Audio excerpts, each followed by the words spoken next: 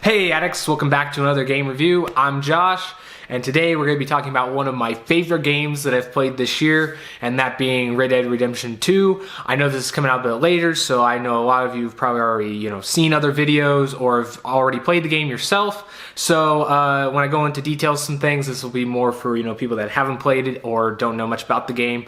But I will be putting timestamps in the description for those that want to pick and choose what you want to hear from me.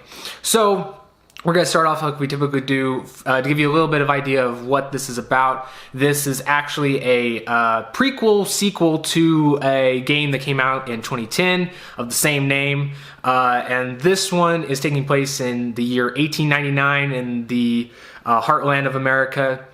And we're getting to see, it's the West is still alive, but it's transitioning into that modern age. And so the West is still alive, like the Old West, but the age of outlaws and people actually getting away with crime, that is dying. And so you focus mainly on that. You play as a gunslinger outlaw named Arthur Morgan, and he is a senior gun in the Vanderlyn gang, which is the gang that you'll be riding with throughout the story. And it goes through them crossing through the different states, robbing and pillaging, and then seeing how that ends out for them. This is, even though it's a prequel, we still get a lot of the characters that are in the first one. So if you're a fan of the first Red Dead Redemption, there's definitely a lot of, I guess, little details and like Easter eggs and stuff like that you're really going to take away and get a lot of enjoyment out of. So I guess just diving into what I thought of the story. The story, I think, it really was immaculate. I really think they did a great job with the story. The first Red Dead Redemption, the way that they, designed the game and wrote the story, you could tell they really weren't leaving anything open for a sequel, at least with the same characters. And so I think a lot of people were a little bit hesitant when they heard it was a prequel, because it's like, oh, they're gonna, like they want to keep these characters because they have a fan base and people got really attached to them. And I know some people saw it as a kind of a, I guess, I don't want to say cash grab, but they're like, oh, they want to emphasize on this. And so, and even myself, I was kind of like, I was excited because I love those characters. So I didn't really feel much of that, but I still was a little lenient on how much they were able, going to be able to tell. And because, with a prequel, it does limit the range of where you can go for certain characters' ends. And they do a really good job of bringing in new characters and just, giving that fresh atmosphere, especially with some of the characters we already know being reintroduced to them at a time where they're completely different people, seemingly anyway. That was a really great, I guess, direction that they went. Another thing that I found really great was the cast. Oh my gosh, they have one of the biggest ensemble casts in a game I have ever played. And I really was a little skeptical when I heard people talk about, before the game came out, of you really get to know each of these characters individually, because keep in mind there's like 20 plus people. And so, and it really does. They spend a lot of time letting you get to know these characters. There's a lot of things that you can do with these characters individually with the interactions, and it just works out really perfectly. And throughout the story, you get a lot of badass moments, you got a lot of tragedy, and there's even some beauty in it, especially towards the later part. I like to call it beautifully tragic, because it's something that maybe in the moment you see it as like, wow, this is a really happy, really uplifting moment. But if you know what comes after and everything like that, how things entail, you do get that looming tragedy that you even get to see in this one. So I really do like that, and I think Arthur Morgan's story throughout is just an incredible thing, and I think it really says volumes that they were able to bring in a new protagonist that was able to stand on the same level as the one that they had before. So I really liked it. Jumping into some other things like the world. This world is by far the most realistic world I've ever seen in a video game, and it's something that I was extremely excited for, because I know as a kid, when I first started playing games, I was thinking, wow, it'd be really cool if they were able to do this and that, you know, like where it's more interactive, where you have to do more things to, you know, simulate that real life. And they really went all out in this. And some people, I think, you know, it brings a level of mundaneness or repetitiveness, I guess you could say, in some instances. That's some criticisms I've seen.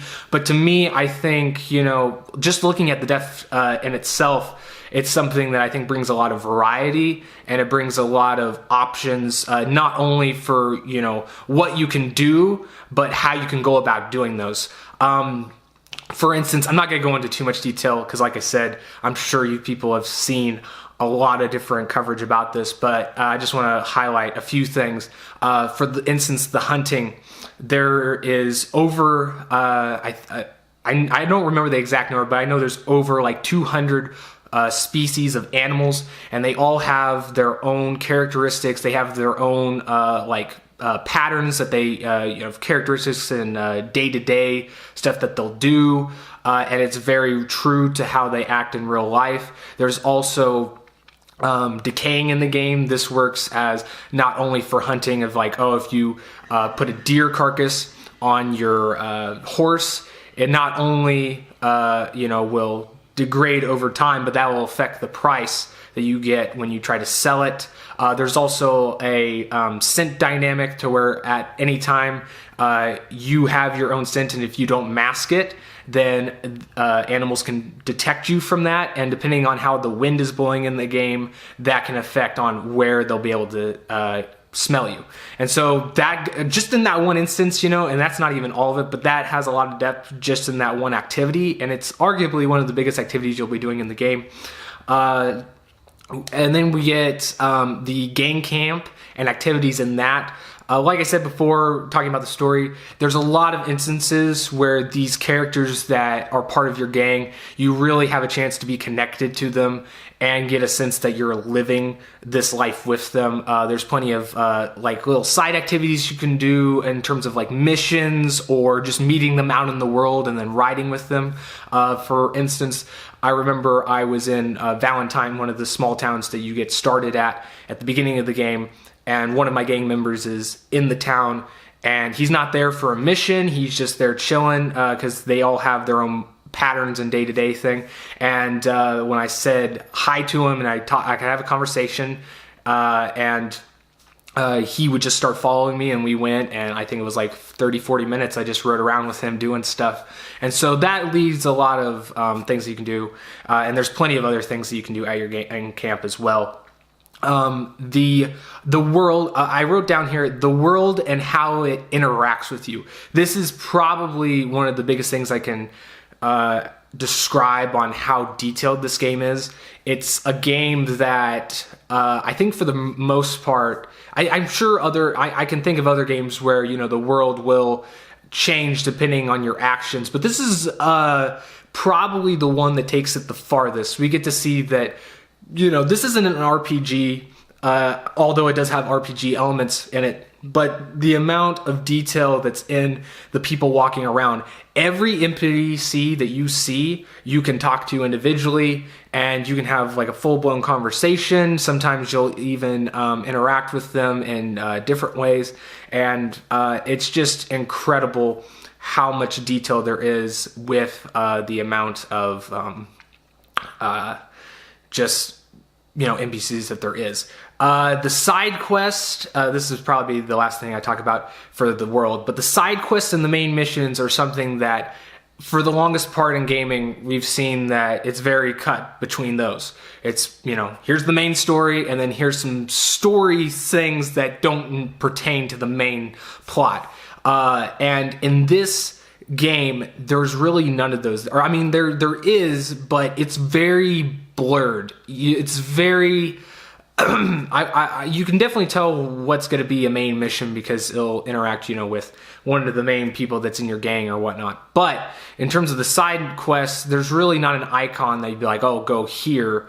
It's really, you can just walk around and you could just come across somebody that maybe their horse died and they need a lift to a town, you can do that. Or maybe there's a guy that, is injured on the side of the road and you can choose to help him. Or there's people trying to get gold and you can sit there and rob them. I mean, there's just a lot of things that they feel like missions, but they're really not. They're just different encounters you can have. And I think that does an incredible service for your immersion.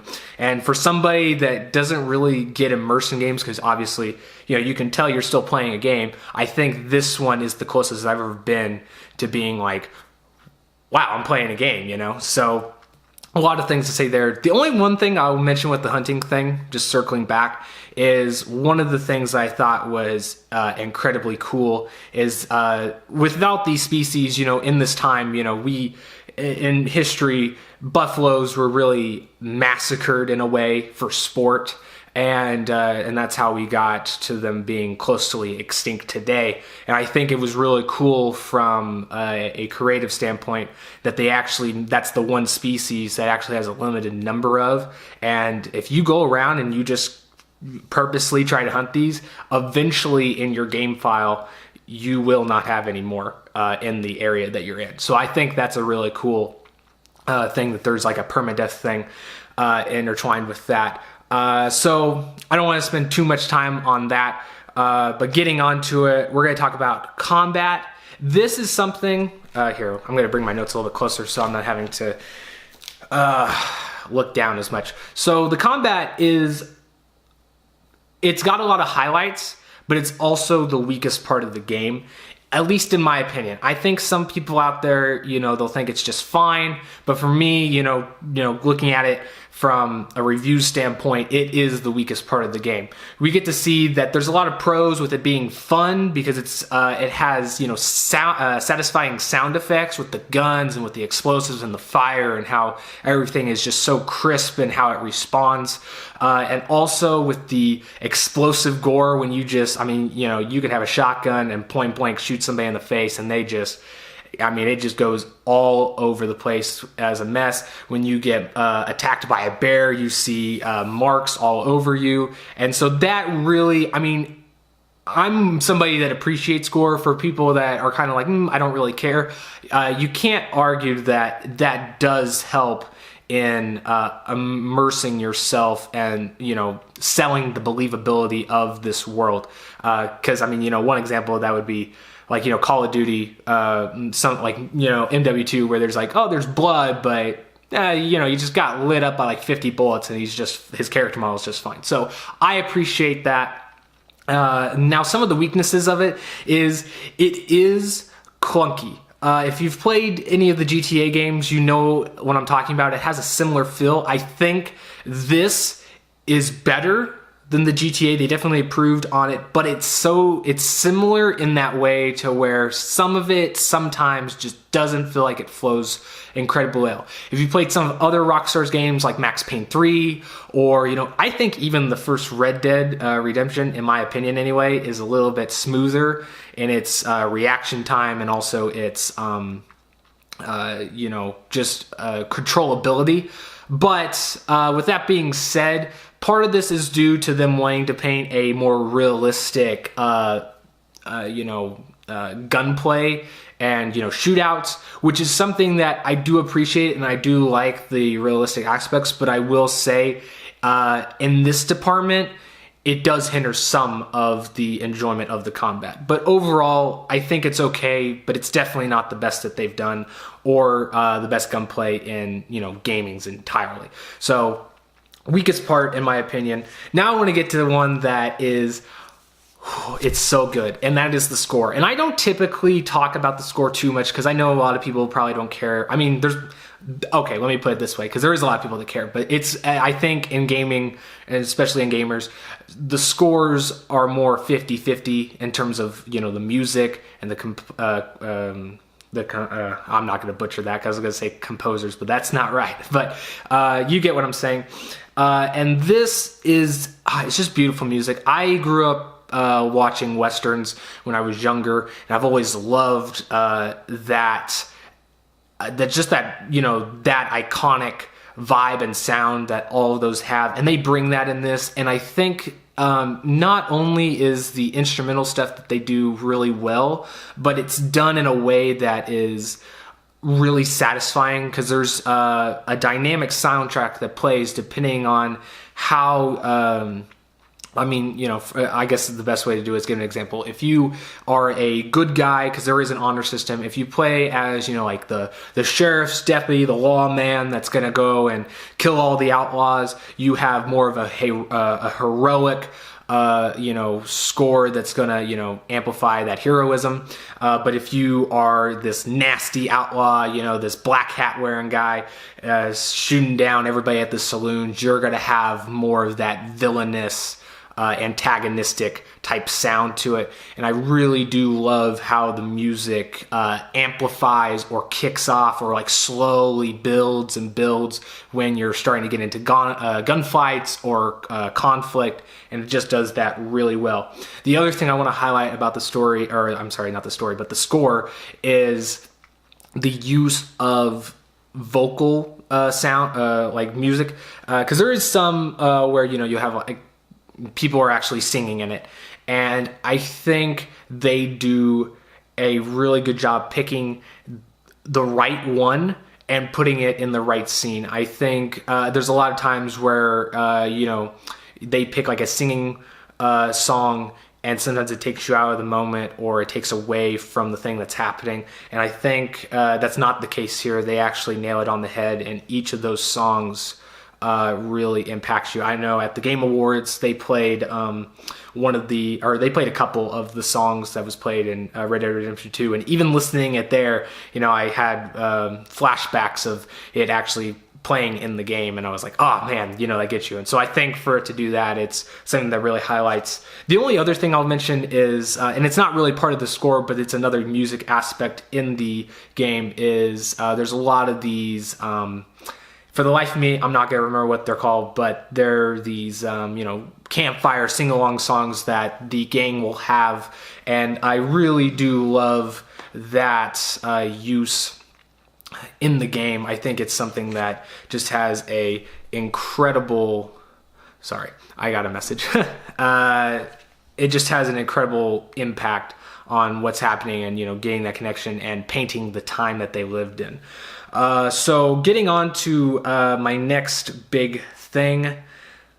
Oh gosh. Oh, I think, here, let me just make sure. I think we are on to final thoughts, aren't we? Yes, we are on to final thoughts. Okay, well, to be honest, this is a game, I guess you could say, no, I'm not really biased.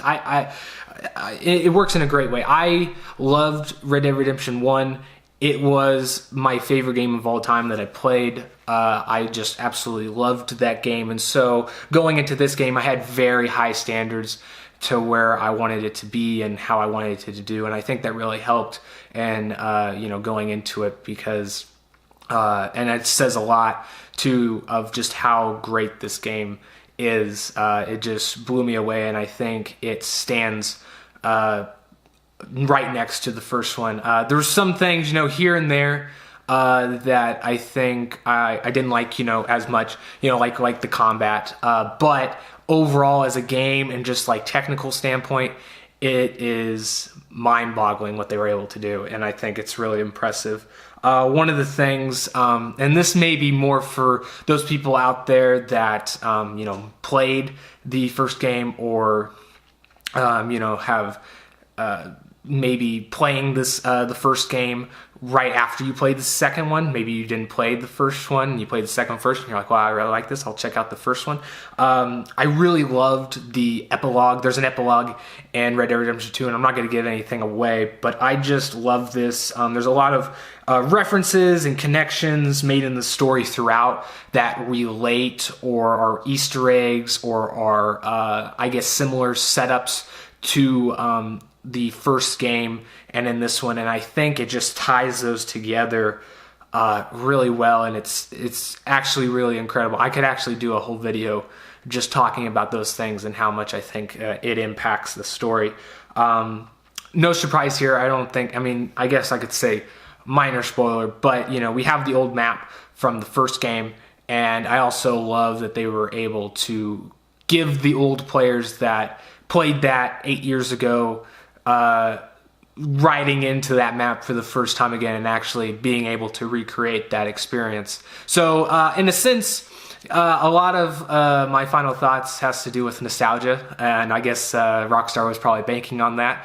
And you know what? This is the first time I'm okay with fan servicing. I think they did it really well, and it wasn't something that completely saved the game. It was just that cherry on top that I really did enjoy. And so that's what I'd have to say about that. Oh yeah, there's one other note I wanted to do, but it's really just well, okay. I'll go on to my rating first, and then I'll make this little comment. But so my rating for this game, I'll be honest, if you guys have watched any of my other gaming stuff, you know I am pretty hard on games. I don't think 10s should be given out very often. 9s are what I typically give if I really love a game. And so, you know, I want to just give that kind of like, you know, I've never given a 10 in my life. I think, you know, a 10 is something that it should be given to something that really just breaks out and changes something in the formula that you've been seeing. Because in a lot of ways, you know, 10 is kind of a perfection or close to perfection. Closest to perfection you get. I think a 10 should be, you know, aiming towards perfection. So with that being said, this game, you know, there is some problems with it. Like any game, there's some parts that, you know, don't land as well as others. For instance, like the combat being the weakest, and which is kind of a hindrance because it's like the most crucial part of the game in a sense of how it is able to really keep you in it. But you know, there's a lot of things that just excel that. But the main reason I think I give it the score the way I do is just because of how much they've been pushing this game and how much different it is than any other game out there. The technology, or, you know, the technological aspects that they were able to break, the level of detail, you know, it just goes to show that these games are possible to make now. The ones that we've always been wanting. And, you know, whether you're somebody that, you know, had been looking forward to that, or you've been like, yeah, they're games, they shouldn't be realistic. I think it's still impressive no matter what stance you have on it, and just like, wow, they were able to do that.